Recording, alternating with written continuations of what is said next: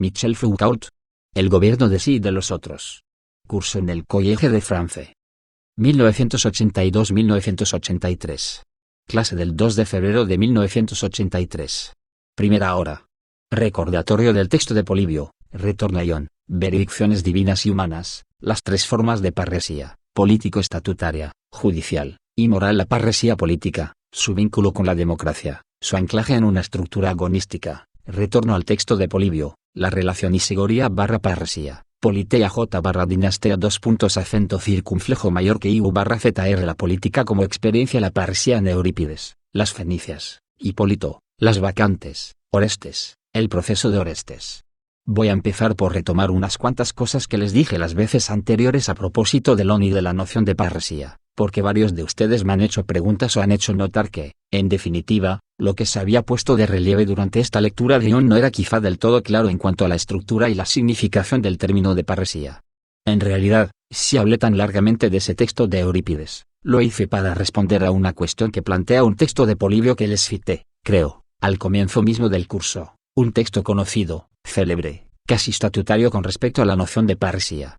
Se trata del texto, en el libro I, capítulo 38, en que, al hablar de la naturaleza y la forma del gobierno de los aqueos, Polibio dice que, en comparación con el resto de los griegos, estos se caracterizan por el hecho de que su constitución implica isegoría, digamos, igualdad de palabra, igual derecho a la palabra, parresía y, de manera general, en suma, aletina y democratía.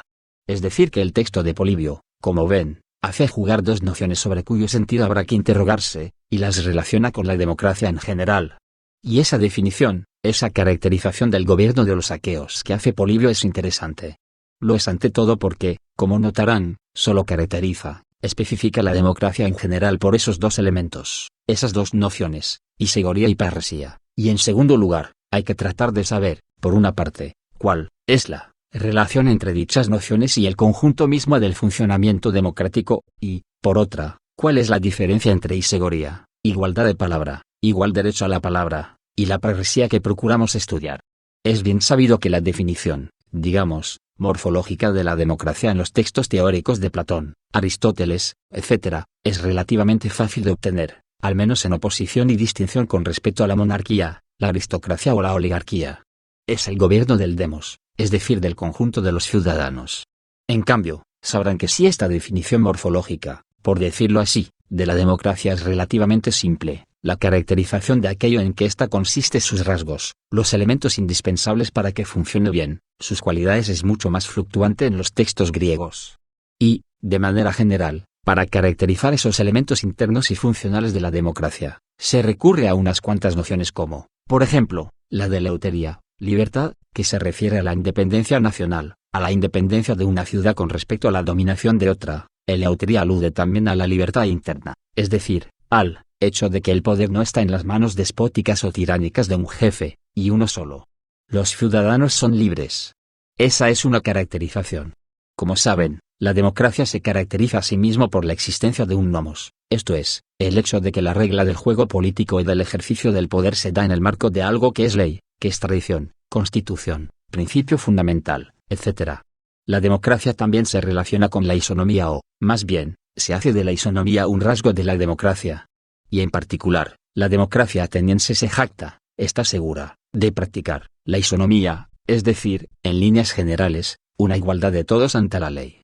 Además, otra característica que se invoca es la isegoría, o sea, en el sentido etimológico del término, la igualdad de palabra, la posibilidad que tiene todo individuo, con tal de formar parte, desde luego, del demos, de formar parte de los ciudadanos, de disfrutar del acceso a la palabra, una palabra que debe entenderse en varios sentidos, puede ser tanto la palabra judicial, cuando, sea para atacar o para defenderse, uno puede hablar ante los tribunales, como el derecho a dar su opinión, sea para tomar una decisión, sea para la elección de los jefes por medio del voto. La isegoría es por último el derecho a tomar la palabra, emitir opinión en el transcurso de una discusión, un debate.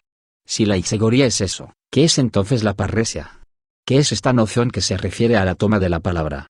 ¿Y cómo puede ser que Polibio, al querer caracterizar de la manera más breve posible lo que es la democracia en general, la verdadera democracia, solo le atribuya dos caracteres, que se refieren claro está al problema de la palabra, isegoría y parresia? ¿Cómo puede ser que utilice estas dos nociones tan próximas y que parecen tan difíciles de distinguir?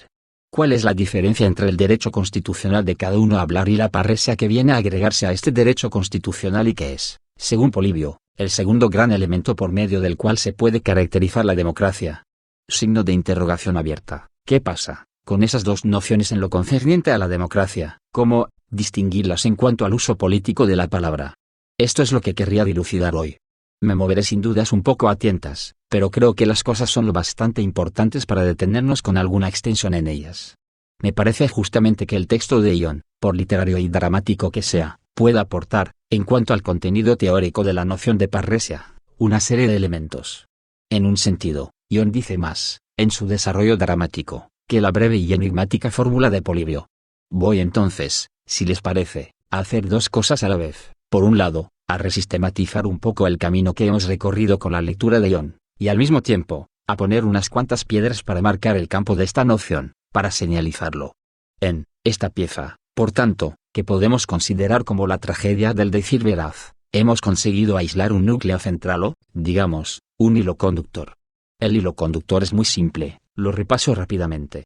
Ion, ese joven descendiente ignorado de la vieja dinastía erecteana del Ática, de Atenas, descendiente de Erecteo nacido en las grutas de la Acrópolis, de esa raza de Erecteo en la que se mezclan ya los dioses, la tierra, los seres humanos. Ion, pues, autóctono desconocido y exiliado, solo podrá y solo quiere, por lo demás, volver a Atenas para ejercer el poder que está ligado a su raza a condición de poseer cierto derecho. Ese derecho y ese poder están vinculados a determinado estatus que, por su parte, depende de su nacimiento. Y ese derecho, ese poder y ese estatus entrañan, conducen o desembocan en cierto elemento, de suma importancia y explícitamente designado, que es la parresia, la libertad de tomar la palabra y, en la palabra, ejercer el hablar franco. Ese es el hilo conductor de la obra. Ahora bien, he procurado mostrarles que, siendo el resorte dramático de la pieza, de qué manera va a poder Ion, autóctono y exiliado, regresar y conseguir en su misma tierra el derecho a hablar en la forma del hablar franco. La parresia no se alcanzará porque el héroe ya ha realizado alguna proeza, pasado por tal o cual experiencia probatoria u obtenido una victoria. Ni siquiera se tratará de un juicio que, al apaciguar las querellas y repartir los derechos, entronice finalmente a Ion. No es eso lo que va a permitir al héroe alcanzar su parresia. Es, como recordarán, una serie de manifestaciones de la verdad, una serie de operaciones y procedimientos por medio de los cuales se dice la verdad. Y, de manera general, esos procedimientos se caracterizan por lo siguiente: ha sido necesario que el grito de los hombres arrancara al yo silencioso el discurso que va a fundar justamente el poder de hablar. En torno de ese núcleo general de la obra, el desarrollo dramático va a organizarse entonces como la sucesión de los diferentes rituales de verdad, de veridicción, que son necesarios, en definitiva, para que Ion recupere su patria y encuentre su derecho a hablar. De hecho, como recordarán, con esos distintos elementos de veridicción no se trata de un descubrimiento de la verdad por investigación y pesquisa como en Edipo Rey. Son actos de habla difíciles, costosos, laboriosamente arrancados a despecho de la vergüenza, a través de la vivacidad de las pasiones y en condiciones tales que ese decir veraz siempre está acompañado de su doble de sombras, mentiras, cegueras, ilusiones de los personajes. Y de manera muy esquemática, podemos reconocer 4 grandes episodios o, digamos, 4 grandes formas de esas veridicciones que poco a poco van a trasladar a Ion de su exilio anónimo en Delfos a su patria hablante, para decirlo de algún modo, Atenas. Esos 4 elementos de veridicción son los siguientes. Primero, la veridicción del dios, el dios de Delfos, el dios oracular. Veridicción que, como recordarán, está vedada, impedida por la falta cometida por Apolo, impedida por la injusticia en que éste ha incurrido e incluso por la vergüenza que experimentaría si tuviera que confesarla. El oráculo no puede tener vergüenza.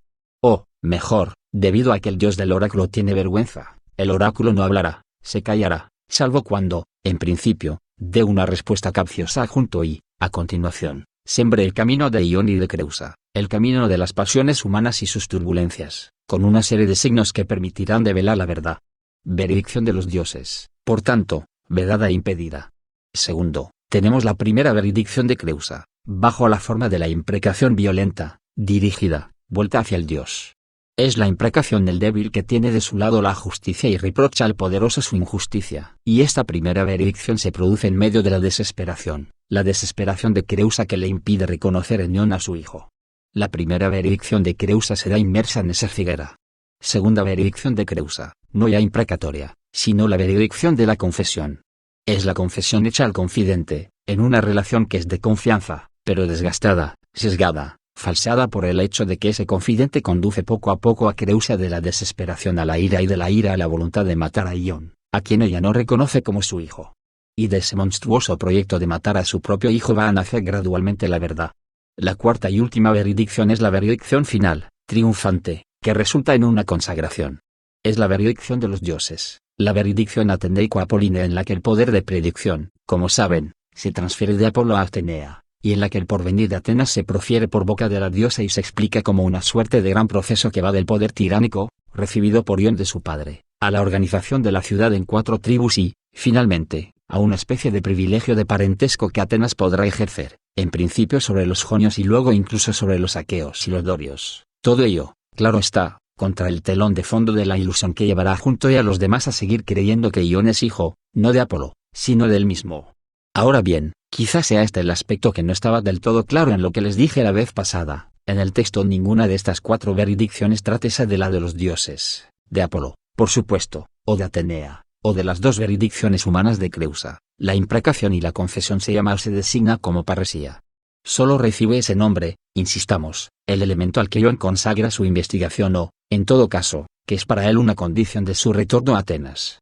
Solo eso, el derecho político a ejercer el hablar franco en su ciudad, recibe el nombre de parresía. Ninguna de las otras veredicciones se denomina así. Lo que quería señalarles la vez pasada era simplemente que las 2 veredicciones de Creusa, la veredicción imprecación y la veredicción confesión, que Eurípides no llama parresía, tomarán ese nombre, serán designadas mediante ese término a posteriori. La imprecación del débil contra el fuerte, por la que el primero reclama justicia contra el segundo que lo oprime, se llamará parresía ulteriormente, y también recibirá esa denominación la apertura confiada del corazón que nos lleva a confesar nuestras faltas a quien es capaz de guiarnos. Pero en ese texto mismo, la palabra parresía se reserva de manera exclusiva al derecho que finalmente obtendrá Ion. Por lo tanto, si les parece, podemos decir lo siguiente a modo de resumen. Por una parte, ninguno de los dioses es titular de la parresía. Ni el oráculo tan reticente de Apolo, ni el decir proclamatorio de Atenea al final de la pieza son del orden de la parresía, y en la literatura griega los dioses nunca estarán dotados de esta. La parresía es una práctica humana, un derecho humano, un riesgo humano.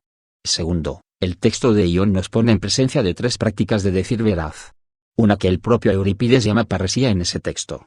Podemos calificarla de, digamos, parresía política o político-estatutaria. Es el famoso privilegio estatutario, ligado al nacimiento, consistente en una manera determinada de ejercer el poder por el decir, y por el decir veraz. Eso es la parresía política. Segundo, vemos una segunda práctica que está ligada a una situación de injusticia y que, lejos de ser el derecho ejercido por el poderoso sobre sus conciudadanos para guiarlos, es al contrario del grito de impotencia contra quien abusa de su propia fuerza.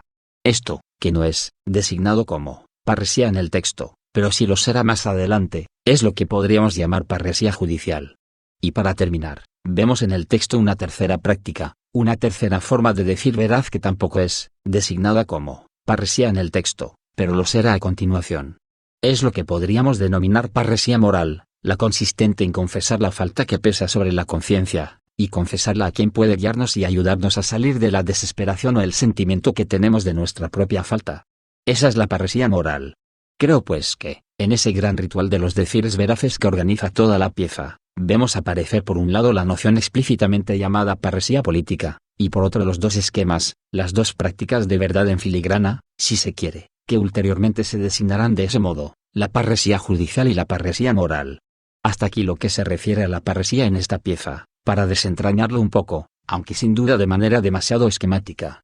Pero me gustaría volver una vez más a la parresía política, porque de una u otra forma ocupa el centro de la obra, mientras que las otras 2, la judicial y la moral, solo aparecen a título de instrumento y ni siquiera se designan con ese nombre. Volvamos a lo que es el objetivo, el centro mismo de la pieza, la parresía política que Ion necesita para volver a Atenas. ¿De qué se trata? En primer lugar, creo que hay que tener presente que esa parresía de la que Ion resulta estar tan necesitado, que es tan necesaria para su retorno, está ante todo profundamente ligada a la democracia. Y podemos decir que hay una especie de circularidad entre democracia y parresía, porque si Ion quiere regresar a Atenas o, mejor dicho, si su destino lo lleva a regresar, ¿es para hacer qué? Pues bien, para efectuar la transformación que quedará asociada a su nombre, es decir, la organización de Atenas en 4 tribus. De acuerdo con esa forma constitucional que dará a sus diferentes habitantes el derecho a dar su opinión sobre los problemas que incumben a la ciudad, así como a elegir a los dirigentes. Para que Ion pueda volver a Atenas y fundar la democracia, necesita la parresía. Por consiguiente, esta será, en la persona de Ion, el fundamento mismo de la democracia o, en todo caso, su punto de origen, su punto de anclaje. Para que haya democracia, es preciso que haya parresía. Pero a la inversa, como bien saben y el texto de Polibio que les citaba hace un rato también lo muestra, la parresía es uno de los rasgos característicos de la democracia. Es una de sus dimensiones internas. Es decir que es menester que haya democracia para que haya parresía. Para que haya democracia, debe haber parresía, y para que haya parresía, debe haber democracia. Tenemos con ello una circularidad esencial, y ahora querría situarme en el marco de esta y tratar de desentrañar las relaciones existentes entre la parresía y la democracia. Digamos simplemente, el problema del decir veraz en la democracia. Es preciso recordar un poco el campo conceptual siempre en esta pieza, Ion, que voy a dejar bien pronto, tranquilícense al que se asocia esta noción. Supongo que se acuerdan de que, cuando Ion hace su gran parlamento, este termina justamente con la siguiente afirmación: sea como fuere, quiero volver a Atenas, pero no sin saber quién es mi madre. Necesito saber quién es mi madre, porque si no lo sé, no gozaré de la parresía en Atenas. En esa gran tirada que hemos explicado hace 15 días, la necesidad, la obligación expresada por Ion de tener la parresía, estaba ligada a unas cuantas cosas. Primero, su voluntad de estar en primera fila entre los ciudadanos.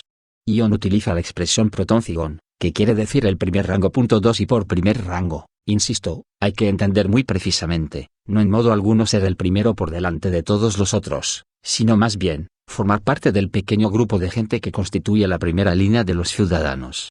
Creo que es importante retener la imagen de la línea de soldados a la cabeza del frente. Se trata de un conjunto de individuos que van a estar ahí, en la primera fila. Si Ion quiere disfrutar de la parresía, es para poder estar en ese primer rango. Segundo, la voluntad de poseer la parresía se vinculaba, en esa tirada, a una clasificación muy interesante de los ciudadanos, que no se hacía, como en otra pieza de Eurípides, 3 en función de la riqueza, sino en función del problema de la dinamis, la fuerza, la potencia, el poder ejercido, el ejercicio del poder. Ion distinguía 3 categorías de ciudadanos: los adinatoi, quienes no tienen el poder, quienes no lo ejercen, que son, en líneas generales, los hombres del pueblo; segundo, quienes son lo bastante ricos y de nacimiento le bastante bueno para ocuparse de los asuntos, pero que en realidad no se ocupan de ellos; y tercero, quienes se ocupan efectivamente de la ciudad. Los primeros son, pues, los impotentes. Los segundos son los sophoi, los sabios. Y los otros son, desde ya, los poderosos, los que se ocupan de la ciudad.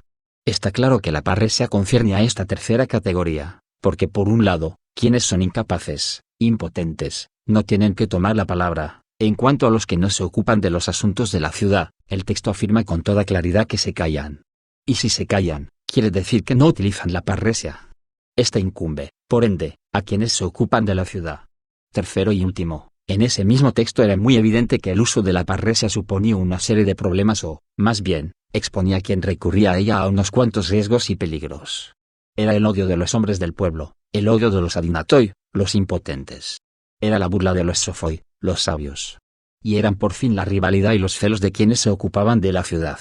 Puede decirse en consecuencia que la parresía caracteriza la posición de determinados individuos en la ciudad, una posición que, como advertirán, no se define simplemente por la ciudadanía ni por el estatus.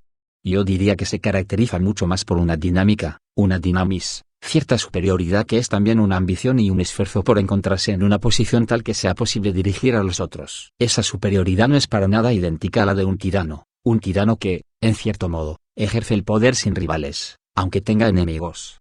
La superioridad vinculada a la parresía es una superioridad que se comparte con otros, pero se comparte con ellos bajo la forma de la competencia, la rivalidad, el conflicto, la justa. Es una estructura agonística. Creo que la parresía está ligada, mucho más que a un estatus, aun cuando lo implique, a una dinámica y un combate, un conflicto. Estructura dinámica y estructura agonística de la parresía. Ahora bien, verán que en ese campo agonístico, en ese proceso dinámico en virtud del cual un individuo va a trasladarse, de alguna manera, al interior de la ciudad para ocupar en ella el primer rango, en esa justa perpetua con sus iguales, en ese proceso en el cual se afirma la preeminencia de los primeros ciudadanos dentro de un campo agonístico. Sa.parresia se asocia explícitamente. Seguimos en el mismo texto a un tipo de actividad que se designa como poleikai logokrestai. Poleikrestai es ocuparse de la ciudad, hacerse cargo de sus asuntos. Logokrestai es valerse del discurso, pero del discurso racional, el discurso de verdad. Creo por consiguiente que podemos resumir todo esto diciendo que la parresía es algo que va a caracterizar mucho menos un estatus, una posición estática, un rasgo clasificatorio de ciertos individuos en la ciudad, que una dinámica, un movimiento que, más allá de la pertenencia pura y simple al cuerpo de los ciudadanos, pone al individuo en una posición de superioridad gracias a la cual podrá ocuparse de la ciudad bajo la forma y por el ejercicio del decir veraz. Hablar con veracidad para dirigir la ciudad, en una posición de superioridad en la que se está en lidia perpetua con los otros, es eso, me parece, lo que se asocia al juego de esa parresía. Pues bien, volvamos ahora, si les parece, al texto de Polibio, el texto que caracterizaba la democracia por la isegoría y sa.parresía. Creo que lo que acabo de recordarles demasiado extensamente a propósito de Ion, y lo que dice de manera explícita la pieza con referencia a la parresía, permiten explicarnos la muy curiosa yuxtaposición de isegoría y parresía como características fundamentales, para Polibio, de la verdadera democracia. ¿Qué es la isegoría y el derecho a hablar, el derecho estatutario a hablar? Es el hecho de que, en función de la constitución de la ciudad, su politeia, cada uno tenga derecho a emitir su opinión, sea, una vez más, para defenderse ante los tribunales, sea por el voto, sea eventualmente al tomar la palabra. Ese derecho de palabra es constitutivo de la ciudadanía, e incluso es uno de los elementos de la constitución de la ciudad. La parresía, por su parte, está sin duda ligada a la politeia, a la constitución de la ciudad, y a la isegoría. Es muy evidente que no puede haber parresía si no existe ese derecho a tomar la palabra, dar una opinión mediante el voto, atestiguar en la justicia, etc. Para que haya parresía, entonces, es menester esa politeia que da a cada uno un derecho igual a hablar, la isegoría. Pero la parresía es algo diferente. No se trata simplemente del derecho constitucional a tomar la palabra. Es un elemento que, dentro del marco necesario de la politeia democrática que otorga a todo el mundo el derecho de hablar, permite a los individuos ejercer cierto ascendiente entre sí. Es lo que permite a algunos individuos contarse entre los primeros y, al dirigirse a los otros, decirles lo que piensan, lo que consideran cierto, lo que estiman verdaderamente cierto. Eso es cresta y logo, y con ello, mediante la expresión de la verdad, persuadir al pueblo con buenos consejos y de ese modo dirigir la ciudad, ocuparse de ella. La isegoría se limita a definir el marco constitucional e institucional donde la parresía va a actuar como actividad libre y, en consecuencia, valerosa de algunos que dan un paso al frente, toman la palabra, intentan persuadir, dirigen a los otros, con todos los riesgos que eso comporta. Entonces, si insistí mucho en el juego de la parresía y leí de manera un tanto morosa el texto de Ion, fue, creo, porque en él se ven con bastante claridad la separación, la distinción y la reunión de dos conjuntos de problemas. Primero, el conjunto de los problemas que podemos llamar problemas de la politeia, de la Constitución, del marco que define el estatus de los ciudadanos, sus derechos, su manera de tomar decisiones, su manera de elegir a su jefe, etc. Y segundo, el conjunto de problemas que podríamos calificar de problemas de la dinastía, para distinguirlos de los de la politeia. La palabra griega dinastía designa la potestad, el ejercicio del poder, y en época más tardía adoptará el sentido de oligarquía. Les será fácil advertir por qué. Pero tomémosla, si les parece, en el sentido más general. Se trata, en suma, del ejercicio del poder o el juego mediante el cual el poder se ejerce efectivamente en una democracia. Los problemas de _a politeia son los problemas de la Constitución. Yo diría que los problemas de la dinastía son los problemas del juego político, esto es, de la formación, el ejercicio, la limitación y también la garantía aportada al ascendiente que algunos ciudadanos ejercen sobre otros. La dinastía es asimismo el conjunto de los problemas relacionados con los procedimientos y las técnicas por cuyo intermedio se ejerce ese poder. Esencialmente, en la democracia griega, la democracia ateniense, el discurso veraz, el discurso verdadero que persuade. Para terminar, el problema de la dinastía es el problema de lo que el político es en sí mismo, en su propio personaje, en sus cualidades, en su relación consigo mismo y con los otros, en lo que es desde un punto de vista moral, en su ethos. La dinastía es el problema del juego político, sus reglas, sus instrumentos, el individuo mismo que lo practica. Es el problema de la política, e iba a decir de la política como experiencia, es decir, entendida como cierta práctica obligada a obedecer determinadas reglas, ajustadas de cierta manera a la verdad, y que implica, por parte de quienes participan en ese juego, una forma específica de relación consigo mismos y con los otros. Me parece que lo que vemos nacer alrededor de la noción de parresía o, si se quiere, lo que se asocia a ella, es todo un campo de problemas políticos distintos de los problemas de la Constitución, de la ley, digamos de la organización misma de la ciudad. Esos problemas de la Constitución de la ciudad, esos problemas de la política existen. Tienen su propia forma, implican cierto tipo de análisis y han dado lugar, están en el origen de toda una forma de reflexión política sobre lo que es la ley, lo que es la organización de una sociedad, lo que debe ser el Estado. Segundo, los problemas de la dinastía, los problemas del poder, son en sentido estricto problemas de la política, y nada me parece más peligroso que ese famoso deslizamiento de la política a lo político utilizado en neutro, lo político, que en muchos análisis contemporáneos sirve, a mi juicio, para enmascarar el problema y el conjunto de los problemas específicos que son los de la política, la dinastía, el ejercicio del juego político, y de este como campo de experiencia con sus reglas y su normatividad, como experiencia en cuanto ese juego político se ajusta al decir veraz e implica por parte de quienes lo juegan determinada relación, consigo mismo y con los otros. Eso es la política, y me parece que en torno de la cuestión de la parresía presenciamos el nacimiento del problema que la incumbe, el de la racionalidad de la política, su relación con la verdad, el personaje que la representa. Digamos además que la parresía es precisamente una noción que actúa como bisagra entre lo que corresponde a la política y lo que corresponde a la dinastía, lo que toca al problema de la ley y la constitución y lo que toca al problema del juego político. La política define y garantiza el lugar de la parresía. Pero esta, el decir veraz del hombre político, es el elemento en virtud del cual va a asegurarse el juego conveniente de la política. Su importancia, me parece, radica en ese papel de bisagra. En todo caso, creo que encontramos en ello las raíces de una problemática que es la de las relaciones de poder inmanentes a una sociedad y que, diferente del sistema jurídico institucional de esta, hace que ella esté efectivamente gobernada. Vemos aparecer los problemas de la gubernamentalidad, los vemos formulados por primera vez en su especificidad, en su relación compleja, pero también en su independencia con respecto a la política en torno de esta noción de parresía y del ejercicio del poder por el discurso verdadero. Dicho esto, querría ahora desplazarme del texto de Ion al análisis de varios otros textos que van a permitirnos avanzar un poco en lo que podríamos llamar, si se quiere, la genealogía de la política como juego y experiencia. Me gustaría ante todo cotejar el Ion con algunos otros textos de Eurípides que examinaré mucho más rápidamente, en los que se trata asimismo de la parresía y donde el propio uso de este término posibilita a la vez confirmar unas cuantas cosas que les he dicho a propósito de Ion y poner de relieve otros temas u otros problemas. En los textos de Eurípides que nos quedan hay otros 4 usos de la palabra parresía, otros 4 textos en los cuales se utiliza la palabra parresía.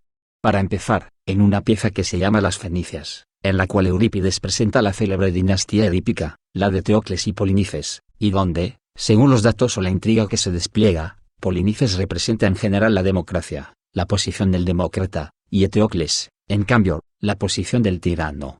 Y, siempre según la intriga urdida por Eurípides, Iocasta sigue viva. Tras el descubrimiento del drama edípico, está allí, todavía viva. Y está entre sus 2 hijos, el de la democracia y el de la tiranía.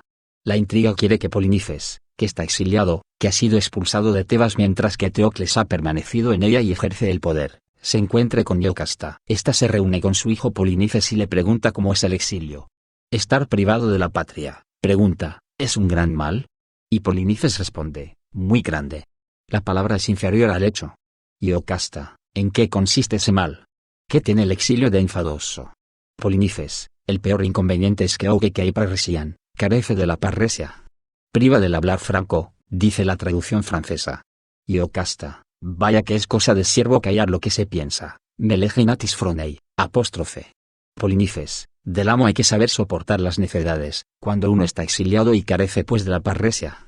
Iocasta agrega, otro tormento, ser loco con los locos, en todo caso, no poder ser sabio, toda vez que uno está bajo el poder de quienes no lo son, tois mesozois. 8. Reitero que no quiero insistir demasiado extensamente en este pasaje, querría limitarme a indicar lo siguiente. Como ven, tenemos aquí esto ya era perfectamente claro en el texto de Ion la designación de un vínculo necesario entre la parresia y el estatus de un individuo. Cuando un individuo es expulsado de su ciudad, cuando ya no está en su casa, cuando, por ende, está exiliado, en el lugar de su exilio no puede, desde luego, tener los derechos de un ciudadano en su patria, carece de la parresia. Otra cosa que también encontrábamos en Ion es que a partir del momento en que se carece de parresia, se es como un esclavo, doulos. Pero hay algo nuevo con respecto a Ion, que es esto: al carecer de la parresia, uno está obligado, dice el texto, a soportar la necedad de los amos. Y nada más duro que ser loco con los locos, necio con los necios. Esta mención del hecho de que, sin parresia, uno está en cierto modo sometido a la locura de los amos, ¿qué quiere decir, y qué muestra? Pues bien, muestra que la función de la parresia es justamente limitar el poder de los amos. Cuando hay parresia y el amo está presente, el amo que está loco y quiere imponer su locura, ¿qué hace el parresiasta? ¿Qué hace quien practica la parresia? Bueno, precisamente se pone de pie, se levanta, toma la palabra y dice la verdad. Y contra la necedad, contra la locura, contra la ceguera del amo, va a decir la verdad y, por consiguiente, a limitar con ello su locura. Desde el momento en que no hay parresía, los hombres, los ciudadanos, todo el mundo está condenado a la locura del amo.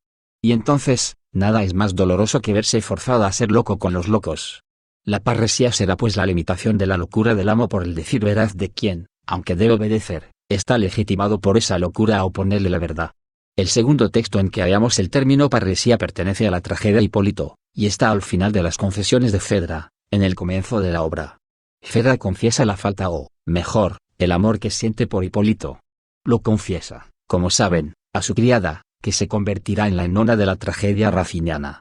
Y llega un momento en que, después de haber confesado de ese modo, ella reconoce, sella en cierta forma la conciencia de su propia falta y maldice a todas las mujeres que deshonran su lecho. Y justifica de tres maneras esa maldición. Primer argumento, porque las mujeres que deshonran su lecho dan un mal ejemplo, y si las mujeres nobles no vacilan en consagrarse a esa desvergüenza, pues bien, con mayor razón las otras también lo harán. 11. Segundo argumento, como mirar a los ojos al compañero, al esposo a quien se engaña. Las tinieblas mismas podrían hablar. Hay que temer el deshonor manifiesto, público, que se hace sufrir al esposo. Tercero y último, el problema de los hijos. Y Fedra dice, puedan ellos, con el hablar franco, parresía, del hombre libre, habitar la ilustre Atenas y van a gloriarse de su madre. Pues su nombre es esclavo, aunque posea un corazón intrépido, cuando tiene conciencia de las faltas de una madre o un padre.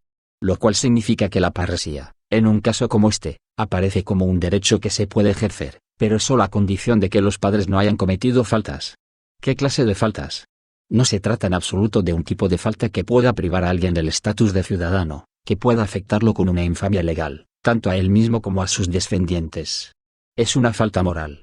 El solo hecho de que alguien, un hijo, pueda tener conciencia, dice el texto, de las faltas de una madre o un padre lo hace esclavo.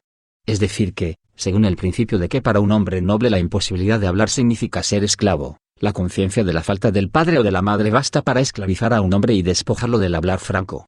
De esto se desprende con mucha claridad que el mero estatus no es suficiente para otorgar la parresía. Aun cuando sea necesario tener el estatus de ciudadano para poseerla, hace falta algo más. Están implicadas la cualidad moral de los ascendientes, las cualidades morales de la familia, y por consiguiente también las de los descendientes. Para poder disfrutar de la parresía es menester una calificación personal. El tercer texto pertenece a las vacantes, donde encontramos un uso de la palabra parresía que es aún más marginal que el de los textos anteriores, pero de todos modos interesante. Esta vez la palabra es utilizada por un mensajero, es decir, un servidor que trae a Penteo noticias bastante desagradables acerca de los excesos que cometen las vacantes. Y entonces el servidor se presenta ante Penteo y le dice, querría saber si debo informarte con toda franqueza, parresía, de estas noticias, concernientes a los excesos de las vacantes, o moderar la lengua. Pues temo, oh príncipe, el arrebato de tu ánimo, temo la vivacidad de tu cólera y el exceso de tu humor real. A esto, Penteo responde, puedes hablar, nada tienes que temer de mí. No hay que descargar la ira en quien ha cumplido con su deber. Y, en efecto, las castigadas serán las vacantes. Tenemos aquí, entonces, un uso de la palabra parresía que no se refiere, esta vez, al estatus del gobernante o del hombre que, entre los primeros ciudadanos, da un paso al frente, toma la palabra, convence y dirige a los otros. Es la parresía del servidor, pero justamente del servidor que está en una situación un poco análoga a la que veíamos en Creusa. El servidor es débil, está delante de alguien que es más poderoso que él, y en esa medida corre un riesgo. Corre el riesgo de suscitar la ira de aquel a quien se dirige y por eso no quiere decir lo que debe decir, no está seguro de que la franqueza con la que lo diga, su parresía, no será castigada. Quiere contar con la garantía de no sufrir un castigo, para poder hacer uso de su parresía. Y Penteo responde como un buen soberano sabio, lo que me preocupa es saber la verdad, y jamás serás castigado por decírmela. Puedes hablar, nada tienes que temer de mí, no hay que descargar la ira en quien ha cumplido con su deber. El servidor que dice la verdad cumple con su deber. Penteo le garantiza que no padecerá castigo alguno. Es lo que podríamos llamar, por decirlo de algún modo, el pacto parresástico. El poderoso, si quiere gobernar como corresponde, debe aceptar que quienes son más débiles que él le digan verdades, por desagradables que éstas sean. Para terminar, el cuarto texto, que es sin duda más importante que los tres anteriores y en el cual también se emplea la palabra parresía, es la tragedia Orestes, en el verso 866 y siguientes. En esta obra, y en ese momento de su desarrollo, ¿de qué se trata? Orestes ha matado a Clitemnestra para vengar la muerte de Agamenón. Y luego del asesinato de su madre, Orestes es capturado por los argivos y los partidarios de Clitemnestra. Lo llevan ante el tribunal o, para decirlo con exactitud, la asamblea de los ciudadanos de Argos. Y estos tienen que juzgarlo.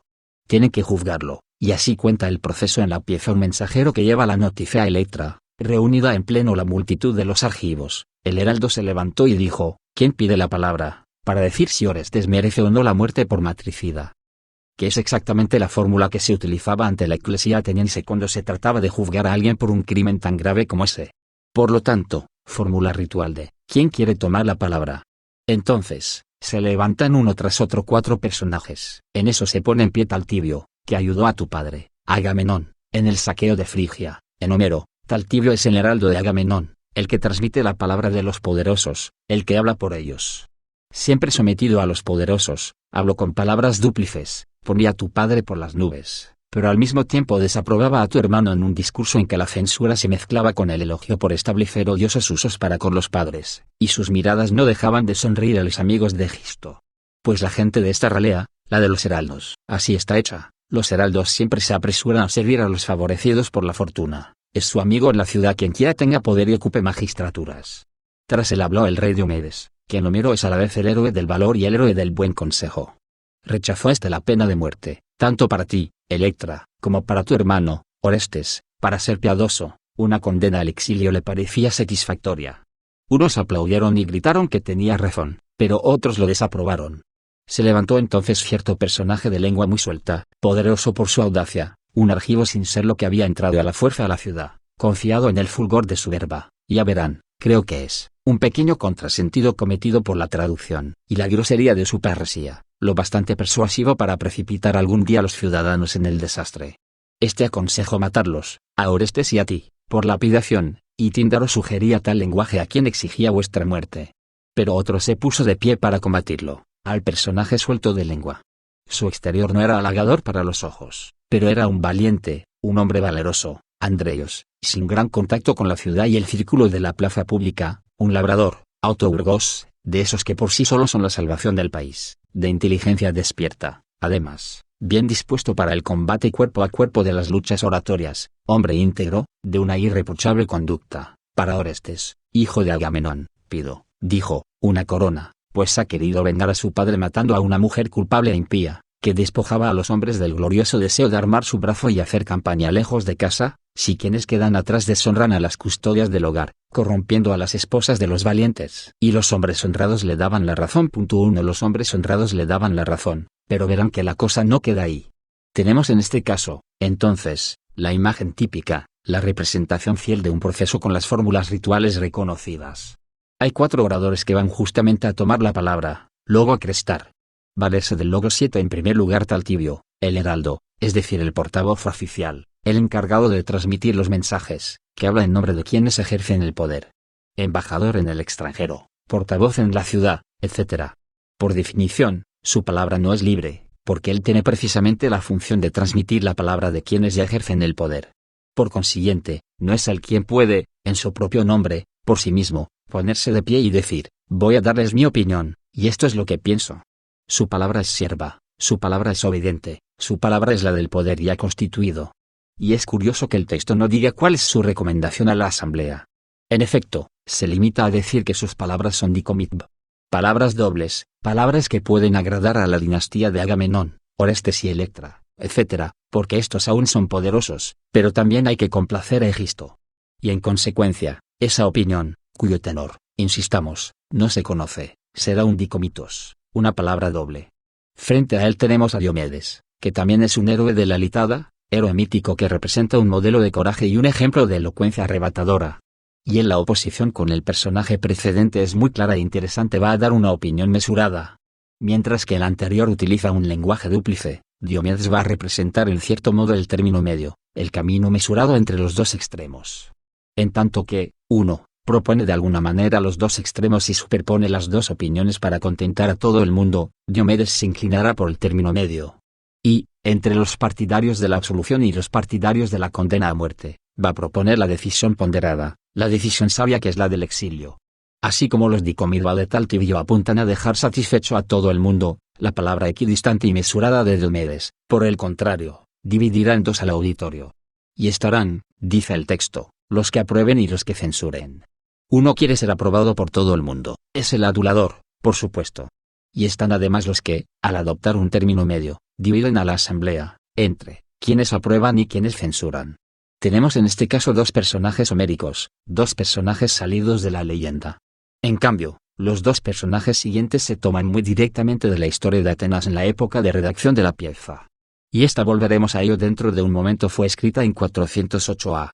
O, es decir 10 años después de Ion, 10 años, durante los cuales, el problema de la parresía, el problema de la politeia y la dinastía, el problema del ejercicio del poder en la constitución ateniense, justamente, habrían de cobrar una dimensión, una intensidad y un dramatismo sin antecedentes.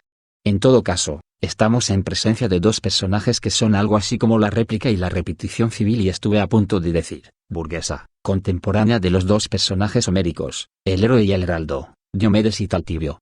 ¿Qué queremos decir con su réplica? ¿Cómo se caracteriza el personaje suelto de lengua, el escoliasta, de quien la tradición griega decía que era la reproducción, la caricatura de ese famoso demagogo que se llamaba Cleofonte? 19 se caracteriza por su violencia y su audacia. Se caracteriza por el hecho de ser un argivo no argivo, impuesto a la fuerza a la ciudad. Volvemos a dar con este problema. El verdadero parresiasta, quien utiliza la buena parresía, debe ser un ciudadano con todas las de la ley, un ciudadano de pura cepa. Como en el caso de la dinastía de Erecteo, debe haber nacido en el lugar. Estos personajes que han obtenido un derecho tardío de ciudadanía, que han sido asimilados a posteriori, sin que su familia perteneciera al cuerpo de los ciudadanos, no pueden en verdad ejercer la parresía como corresponde y conviene. La tercera característica radica en que su parresía es, dice el texto, amates, o sea, no instruida, grosera, rústica. 20 Es una parresía que, por ser amates, no está pues ajustada a la verdad. No es capaz de formularse en un logos racional y de decir veraz. ¿Qué es lo único que puede hacer? Y bien, dice el texto, es capaz de persuadir, pitanos. X puede obrar sobre los oyentes, puede entusiasmarlos, puede imponer una decisión. Pero no la impone por decir la verdad.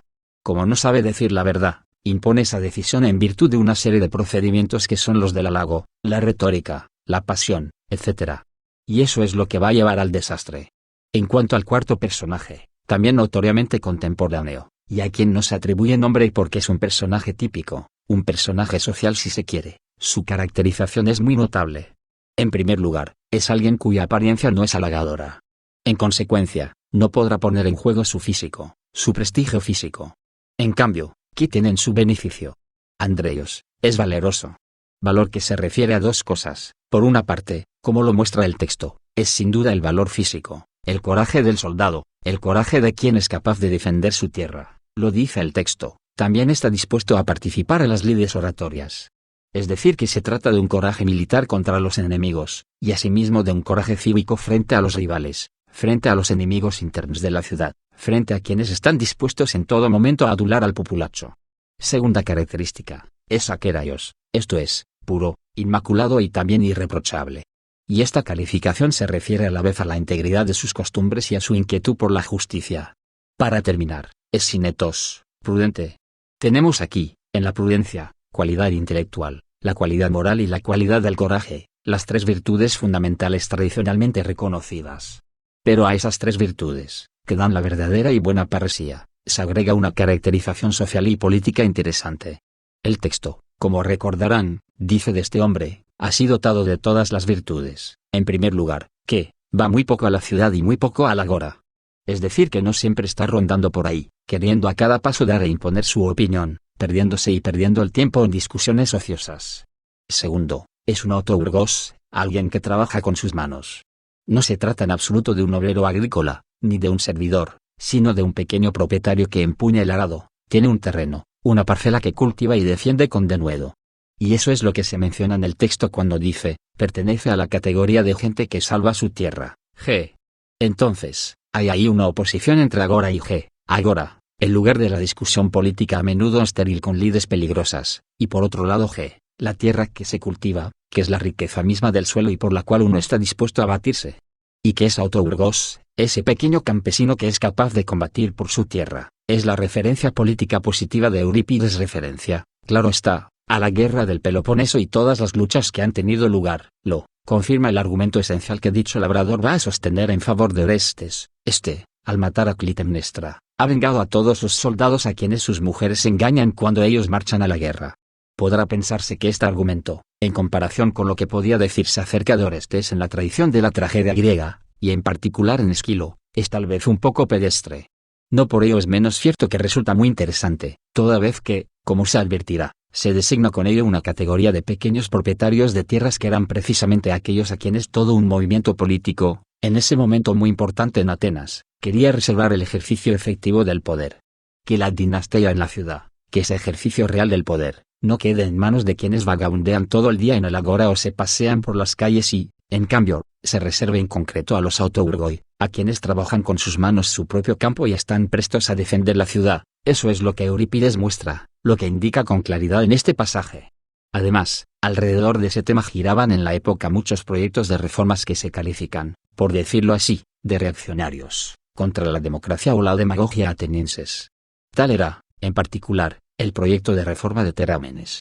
Ahora bien, es preciso señalarlo con nitidez, y por el momento dejaré aquí, luego de esta confrontación entre los cuatro personajes, los dos personajes míticos por un lado y los dos personajes actuales, digamos, el demagogo y el pequeño propietario, qué va a pasar y cómo va a decidir la asamblea. El autourgos, pues, acaba de hablar. Los hombres honrados le daban la razón. Nadie más pidió la palabra. Entonces, Orestes da un paso al frente y expone su propia defensa. Y he aquí ahora el desenlace y el veredicto. Orestes no convenció a la multitud, aunque se le diera la razón.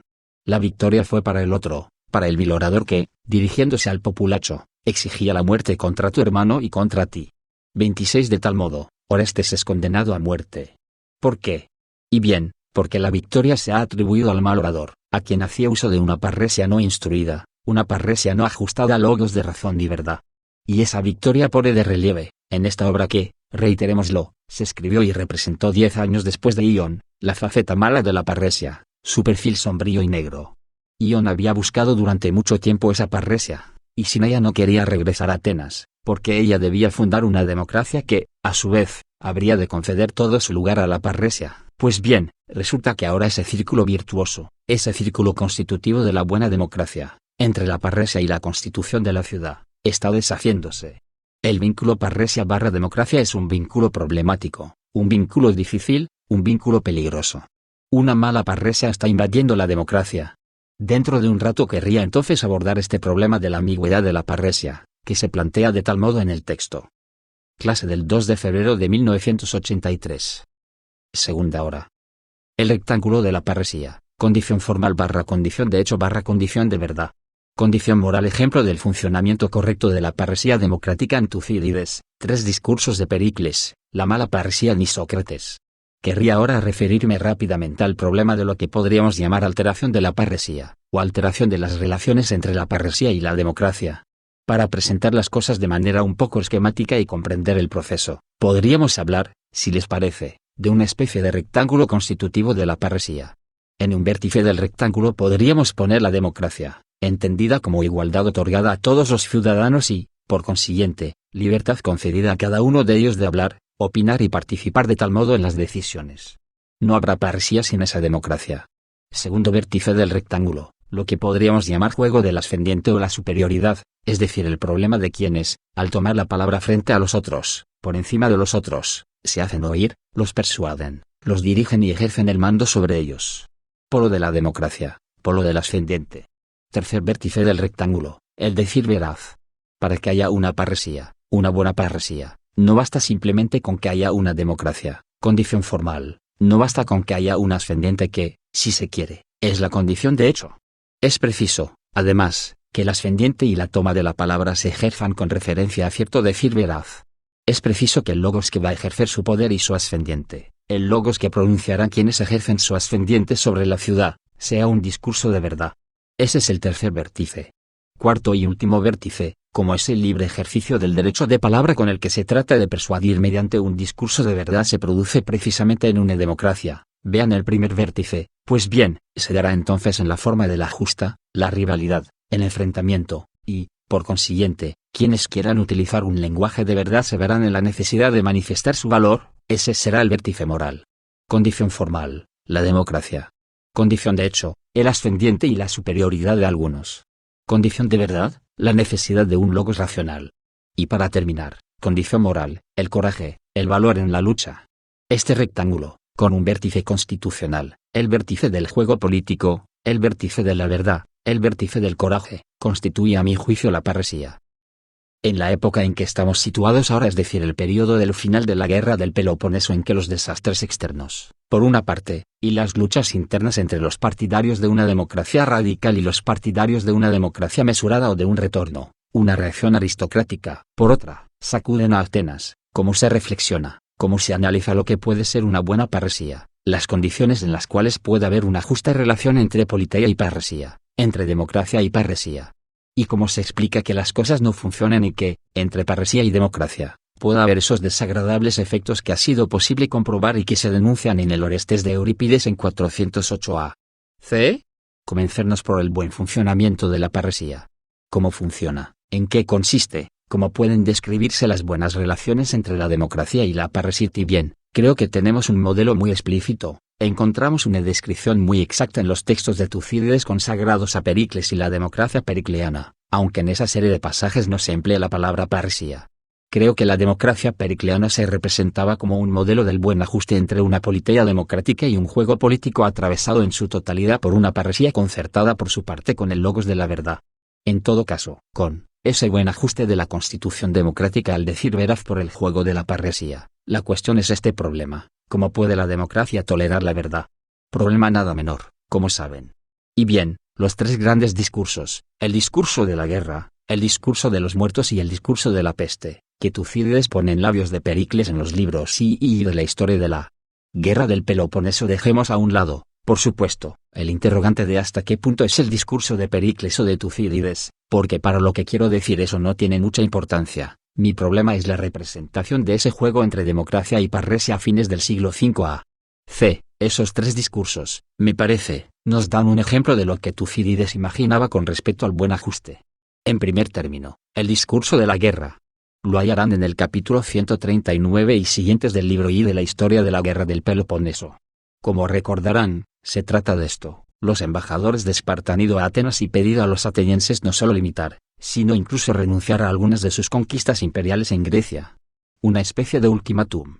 La asamblea se reúne, y esta es la descripción que da Tucídides: los atenienses convocaron la asamblea, Ecclesian, y pudieron expresar su opinión.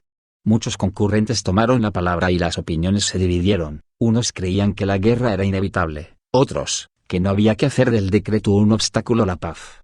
Por decirlo de algún modo, tenemos aquí la representación o, en fin, la indicación de lo que yo llamaba vértice de la politeia en el juego de la parresía. Atenas funciona como una democracia, con una asamblea en que la gente se reúne y cada uno de los asistentes tiene la libertad de tomar la palabra. El pasaje indica con toda exactitud la politeia, la isegoría. Y luego, una vez que cada uno ha dado su opinión y se ha comprobado que hay distintos pareceres, por fin Pericles, hijo de Jantipo, se encaminó hacia la tribuna. Era por entonces el hombre más influyente de Atenas, el más diestro en la palabra y en la acción. Estos son los consejos que dio a los atenienses. Aquí tenemos entonces el segundo vértice del que les hablaba hace un momento, el del ascendiente. En el juego de la democracia dispuesto por la politeia, que da a cada uno el derecho a hablar, resulta que aparece alguien para ejercer su ascendiente, un ascendiente demostrado en la palabra y la acción. Y se dice con claridad que es el hombre más influyente de Atenas. Ustedes me dirán, sin duda, que con ello no estamos del todo en el juego que les señalé hace un rato, porque había insistido a la sazón en el hecho de que en la parresía jamás puede tratarse del poder ejercido por uno solo. Para que haya parresía, es preciso que haya justa entre diferentes personas, es preciso que no haya poder monárquico o tiránico, sino una cantidad de personas de primer rango que son las más influyentes. De hecho, la paradoja y el genio de Pericles, volveremos a esto dentro de un momento, consisten justamente en haber logrado ser el hombre más influyente, el único, pese a lo cual ejercía mediante parresía su poder no de una manera tiránica o monárquica, sino de una manera que era sin lugar a dudas democrática. De modo que Pericles, por muy único que fuera, y aunque era el más influyente y no uno más entre los más influyentes, es el modelo del buen funcionamiento, del buen ajuste entre politeia y parresía. Aparición, pues, de Pericles, es el vértice del ascendiente, la arista del ascendiente en el juego de la parresía. Y este es el discurso de Pericles, o, al menos, su comienzo. Mi opinión, atenienses, sigue siendo que no hay que ceder a los peloponesios. Sin embargo, sé muy bien que, cuando llega el momento de actuar, no se obra con la misma premura que al decretar la guerra, y que las opiniones humanas varían según las circunstancias. Por eso los consejos que voy a daros son, ya lo veo, siempre los mismos, siempre idénticos. 3 Pericles dice, les doy mi opinión, y mi opinión es evidentemente que no hay que ceder a los peloponesios. Los consejos que voy a darles son siempre los mismos y siempre idénticos. Es decir, que va a pronunciar ante los atenienses, no solo el discurso de la racionalidad política, el discurso verdadero, sino un discurso que en cierto modo reclama para sí mismo, con el cual se identifica. O, mejor, pronuncia un discurso en el cual se caracteriza como aquel que sostiene efectivamente, en su propio nombre, y siempre ha sostenido, durante toda su vida, ese discurso de verdad. Ha sido realmente, a lo largo de toda su carrera política, el sujeto que dice esa verdad. Y tenemos aquí el tercer vértice, que es el vértice del discurso de la verdad. El exordio del discurso prosigue así: me jacto de que aquellos de vosotros a quienes logre convencer defenderán, en caso de fracaso, nuestras resoluciones comunes, a menos que renuncien en caso de éxito a atribuirse el mérito. Pues a veces pasa que los asuntos públicos, así como las resoluciones individuales, decepcionan las previsiones. Así, cuando nuestros cálculos se revelan defectuosos, culpamos de ordinario a la fortuna. ¿De qué se trata en el final de este exordio del discurso de Pericles? Y bien, se trata precisamente del riesgo. Desde el instante en que un hombre se pone de pie, habla, dice la verdad y afirma, esta es mi opinión, y se granjea el apoyo de la asamblea y la ciudad, los acontecimientos van a desenvolverse y puede ser que no resulten como se esperaba. ¿Qué debe pasar entonces?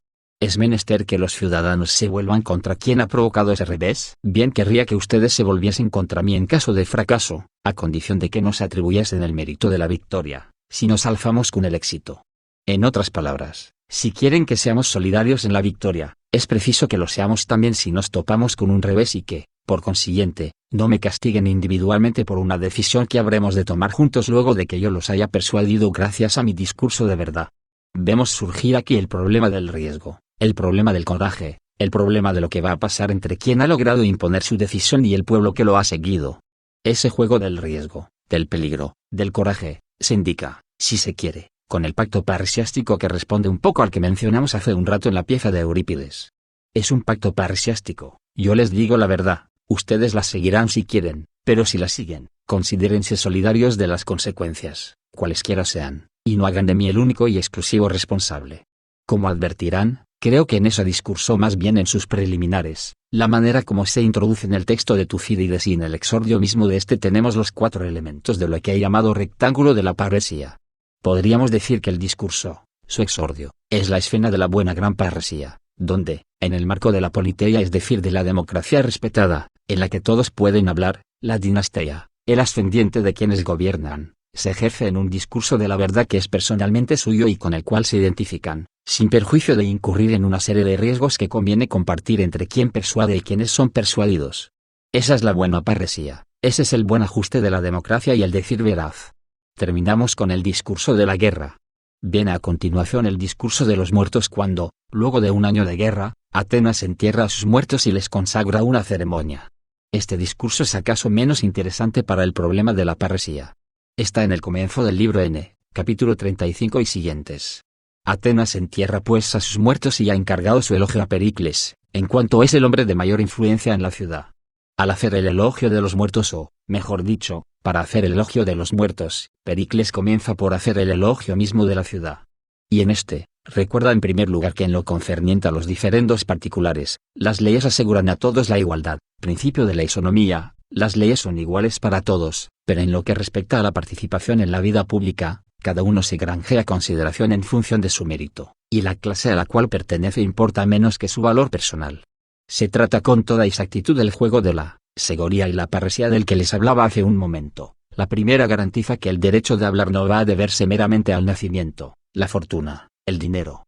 Todos podrán hablar, pero no es menos cierto que, para participar en los asuntos públicos y en el juego de esa participación, será el mérito personal el que asegure a algunos un ascendiente que, justamente, es bueno que ellos ejerzan, porque en ello estará la garantía de la supervivencia de la democracia. Y es notable que Pericles, justo antes de ese pasaje, además, haya dicho que Atenas merece en verdad el nombre de democracia. ¿Por qué Atenas merece sin duda recibir el nombre de democracia? Porque, dice Pericles, la ciudad es administrada en el interés general y no en el de una minoría. Como ven, es digno de destacar que Pericles no defina la democracia por el hecho de que el poder se reparte de manera rigurosamente igualitaria entre todo el mundo. No la define por el hecho de que todos puedan hablar y dar su opinión, sino por el hecho de que la ciudad es administrada en el interés general. Es decir, que Pericles se refiere, si se quiere, a ese gran circuito, ese gran recorrido de la parresía del que les hablaba, en el cual, sobre la base de una estructura democrática, un ascendiente legítimo, ejercido por un discurso verdadero y también por alguien que tiene el coraje de hacerlo valer, asegura efectivamente que la ciudad ha de tomar las mejores decisiones para todos. Y por consiguiente, eso es lo que podrá llamarse democracia. La democracia, en suma, es ese juego, a partir de una constitución democrática en el sentido restringido del término que define un estatus igual para todo el mundo. Circuito de la parresía, ascendiente, discurso verdadero, coraje y, en consecuencia, formulación y aceptación de un interés general. Tal es el gran circuito de la democracia, tal es la articulación entre politeia y parresía. El tercero y último discurso de Pericles en Tucídides es el discurso dramático de la peste. La peste está haciendo estragos en Atenas y los fracasos, los reveses militares se multiplican. Los atenienses se vuelven contra Pericles. Nos encontramos ahora en el cuarto vértice del riesgo. El pacto parresiástico que Pericles había propuesto a los atenienses en el exordio del primer discurso, el de la guerra, está rompiéndose. Los atenienses están resentidos con él y quieren procesarlo. Envían directamente embajadores a los lacedemonios para hacer la paz a espaldas de Pericles, y en ese momento que aún es estratega, convoca a la asamblea. El discurso comienza en el capítulo 60 del libro y de la historia de la guerra del Peloponeso y dice: yo esperaba sin duda que vuestra ira se manifestara contra mí. Ese era el riesgo corrido y enunciado, aun cuando él hubiera querido conjurarlo al comienzo del discurso de la guerra. Conozco sus razones. Por eso he convocado esta asamblea para apelar a vuestros recuerdos, recuerdos del discurso pronunciado, recuerdos también de la historia de Atenas y del buen funcionamiento de las democracias, y reprocharos, si vuestra irritación conmigo no se basa en nada y perdéis el valor en la adversidad. Este pasaje es interesante porque en él vemos precisamente como el político, aquel que ha propuesto el pacto parresiástico en el primer discurso, en el momento en que se vuelven contra él, en vez de halagar a los ciudadanos o de desviar hacia otra cosa u otra persona la responsabilidad de lo ocurrido, se vuelve a su turno contra sus conciudadanos y les hace reproches. Ustedes me hacen reproches, pero yo también se los hago. Me reprochan las decisiones que se han tomado y los infortunios de la guerra. Pues bien, ahora voy a encararlos y, sin halagarlos de ninguna manera, les dirigiré los reproches que tengo contra ustedes. Esa inversión valerosa del hombre que dice la verdad cuando los otros rompen el pacto parresiástico que él ha suscrito es característica de quien comprende el verdadero sentido de la parresía en la democracia. Un poco más adelante, Pericles va a presentar su propio retrato a los atenienses.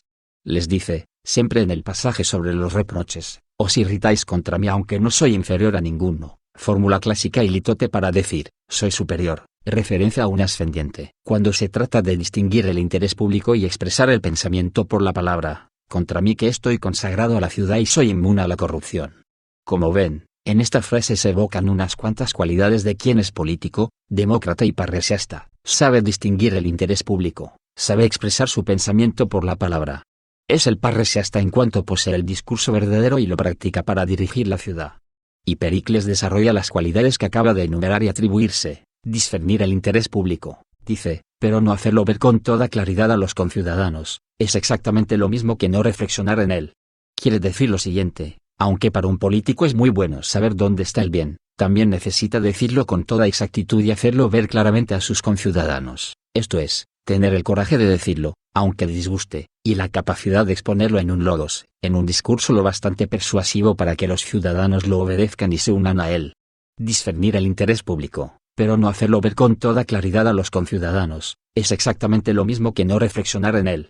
Tener esos dos talentos, discernir el interés público y exponerlo como corresponde, y ser malintencionado con la patria, es condenarse a no dar ningún consejo útil al Estado, ver lo que está bien, saber decirlo y, tercera condición, tener el coraje de decirlo, no tener malas intenciones para con la patria y, por consiguiente, estar consagrado al interés general. Si se siente amor por la patria pero no se es inmune a la corrupción, se es capaz de venderlo todo por dinero. 9. En consecuencia, no solo hacen falta esas tres condiciones: ver la verdad, ser capaz de decirla, estar consagrado al interés general, también hay que ser moralmente seguro e íntegro e inmune a la corrupción. Y cuando tenga estas cuatro cualidades, el político podrá ejercer, a través de su parresía, el ascendiente que es necesario para que, con todo, la ciudad democrática sea gobernada, a pesar o a través de la democracia. Sí, dice Pericles, habéis admitido que yo tenía, aunque solo fuera moderadamente y más que otros, nueva reivindicación del ascendiente, esas diferentes cualidades: saber, ser capaz de decir, estar consagrado al interés del Estado, no ser corrupto, y, en consecuencia, habéis seguido mis consejos para la guerra. Os equivocaríais si ahora me imputarais por ello un crimen. 10. Y de ese modo, en una situación dramática en que es amenazado por los atenienses, Pericles plantea la teoría del ajuste conveniente entre la democracia y el ejercicio de la parresía y el decir veraz, ejercicio que, una vez más, implica por necesidad el ascendiente de unos sobre otros.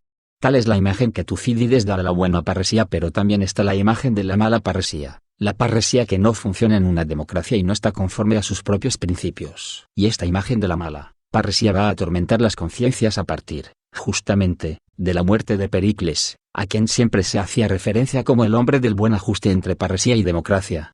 Tras su muerte, Atenas va a representarse como una ciudad en la cual el juego de la democracia y el juego de la parresía, de la democracia y el decir veraz, no logran combinarse y ajustarse de una manera que sea conveniente y permita la supervivencia misma de esa democracia.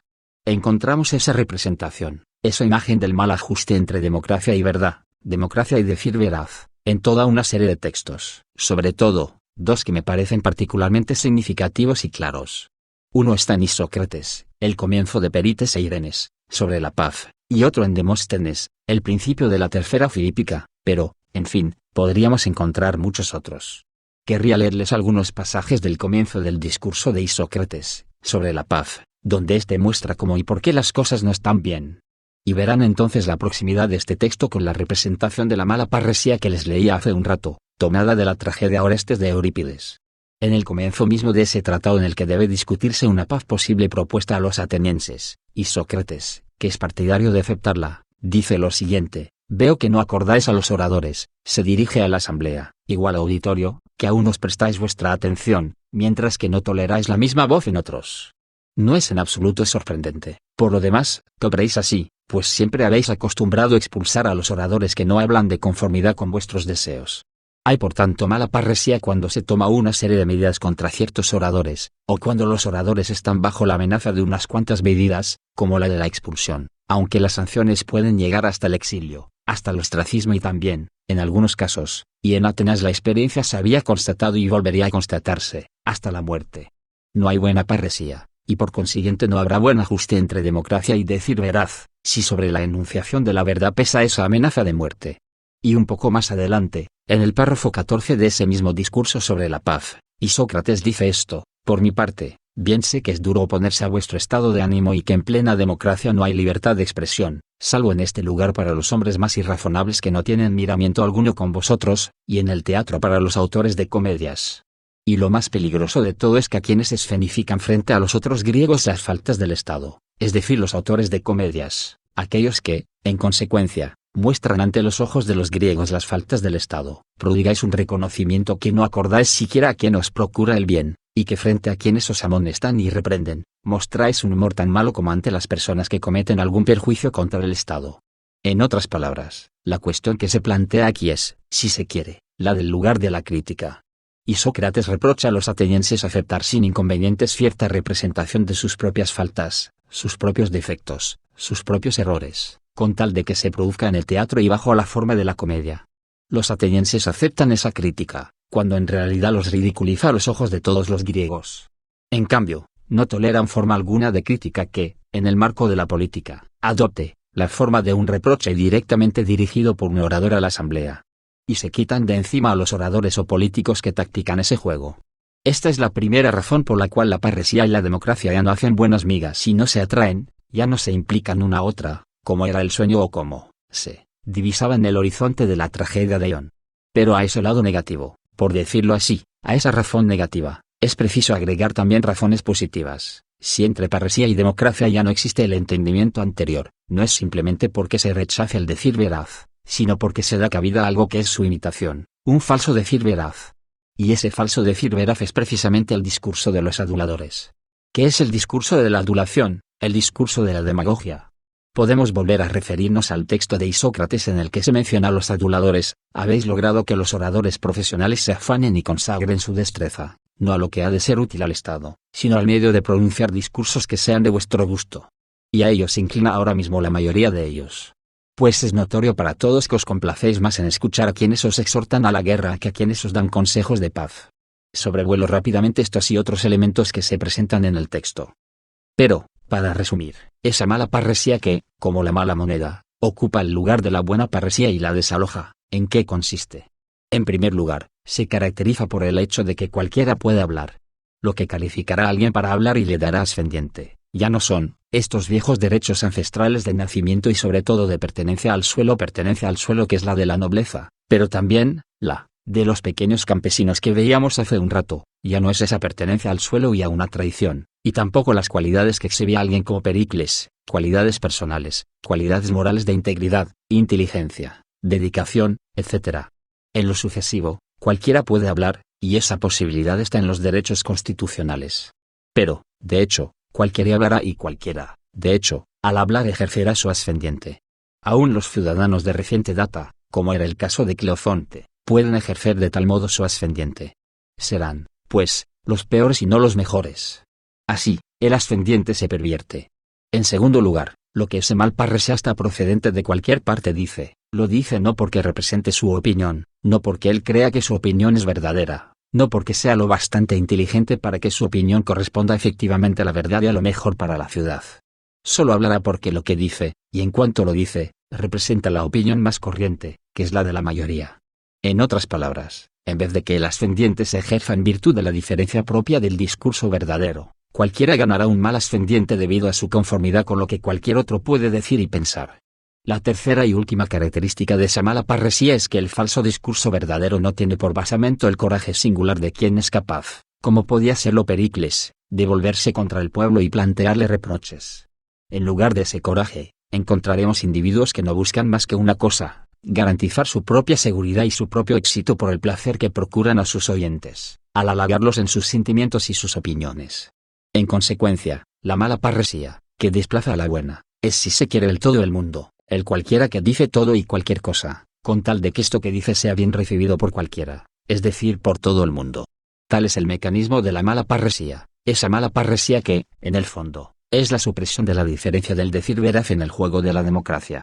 Lo que quería decirles hoy puede, entonces, resumirse así. Creo que el nuevo problema de la mala parresía en el paso del siglo V al siglo IV a.C. en Atenas, y más generalmente, el problema de la parresía, buena o mala, es en el fondo el problema de la diferencia indispensable, pero siempre frágil, introducida por el ejercicio del discurso verdadero en la estructura de la democracia. En efecto, por un lado no puede haber discurso verdadero, no puede haber libre juego del discurso verdadero, no puede haber acceso de todo el mundo al discurso verdadero, más que en la medida en que haya democracia. Pero y este es el aspecto en que la relación entre discurso verdadero y democracia resulta difícil y problemática. Es menester comprender con claridad que ese discurso verdadero no se reparte ni puede repartirse parejamente en la democracia, de acuerdo con la forma de la isegoría. Que todo el mundo pueda hablar no significa que todo el mundo pueda decir la verdad. El discurso verdadero introduce una diferencia o, mejor, está ligado, tanto en sus condiciones como en sus efectos, a una diferencia. Solo algunos pueden decir la verdad. Y habida cuenta de que solo algunos pueden decirla y de que ese decir veraz ha surgido en el campo de la democracia, se genera entonces una diferencia que es la del ascendiente ejercido por unos sobre otros. El discurso verdadero, y su surgimiento, están en la raíz misma del proceso de gubernamentalidad. Si la democracia puede gobernarse, es porque hay un discurso verdadero. Y entonces vemos aparecer una nueva paradoja. La primera era, solo puede haber discurso verdadero por la democracia, pero ese discurso introduce en esta algo que es muy diferente e irreductible a su estructura igualitaria. Sin embargo, en la medida en que se trata realmente del discurso verdadero, en que se trata de la buena parresía, ese discurso verdadero va a permitir la existencia, la subsistencia de la democracia. En efecto, para que ésta pueda seguir su camino, para que pueda mantenerse a través de los avatares, los acontecimientos, las rivalidades, las guerras, es preciso que el discurso verdadero tenga su lugar. En consecuencia, la democracia solo subsiste gracias al discurso verdadero. Pero, por otro lado, toda vez que en la democracia el discurso verdadero solo sale a la luz en la justa, el conflicto, el enfrentamiento, la rivalidad, pues bien, siempre está amenazado por ella. Y esa es la segunda paradoja: no hay democracia sin discurso verdadero, porque sin este aquella perecería, pero la muerte del discurso verdadero, la posibilidad de la muerte del discurso verdadero, la posibilidad de la reducción al silencio del discurso verdadero, están inscritas en la democracia. No hay discurso verdadero sin democracia, pero ese discurso introduce diferencias en esta. No hay democracia sin discurso verdadero, pero aquella amenaza la existencia misma de este. Esas son, creo, las dos grandes paradojas que se sitúan en el centro de las relaciones entre la democracia y el discurso verdadero, en el centro de las relaciones entre la parresía y la politeia, una dinastía ajustada al discurso verdadero y una politeia ajustada a la distribución exacta e igual del poder.